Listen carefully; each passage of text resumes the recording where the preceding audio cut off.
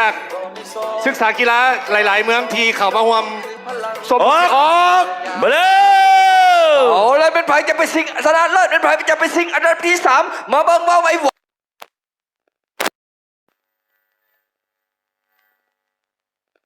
บื้องวังไล่เบียดไล่เสียดไล่สีกะดีกันยังบ่ออกพี่น้องเอ้ยเอาละเว้ยดีกันยังบอกกันยังบ่ได้ว่าไปน้ำไผ่ตามตอนนี้มาเบิ่งว่า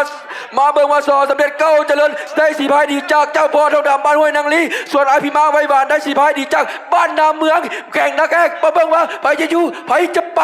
ไผ่สิอยู่ไผ่สิไปโบฮูแต่เบิ่งดีๆตอนนี้สอสมเด็จแฟมิลี่เริ่มจะเสกหนีจากอภิมาไว้หวานเมืองวังเวียงวันหนีตลอดปลอดภัยได้หรือบ่ได้พี่น้องเอ้ยเอาละโอ้ยนี่ดันหรือบ่ตกที่ดังแล้วว่าตอนนี้อภิมาเมืองเวียงเสียโอเคว่าจังไดอาซีได้ตึมดันหรือว่าตอนนี้อภิมาไว้หวานตีให้แสงนี้จะแสงทันหรือว่าทันเพราะว่าตอนนี้สอสมเด็จตีนี่ไปแล้วสิมาจุฬาจะเข้าเส้นชัยตอนนี้วัยรุ่นสอสมเด็จตีอังจังนี้สอสมเด็จนี่สอสมเด็จนี่สอสมเด็จนี่สอสมเด็จนี่สอสมเด็จนี่เข้าเส้นชัยโอ้ยเอาแล้วอันใดมันเกิดขึ้นได้กรรมการผู้ทรงเกียรติปอโลซ่าตัดสินในเฮือลำวังพี่น้องสอสมเด็จเก้าเจริญแฟมิลี่เป็นเฮือชนะ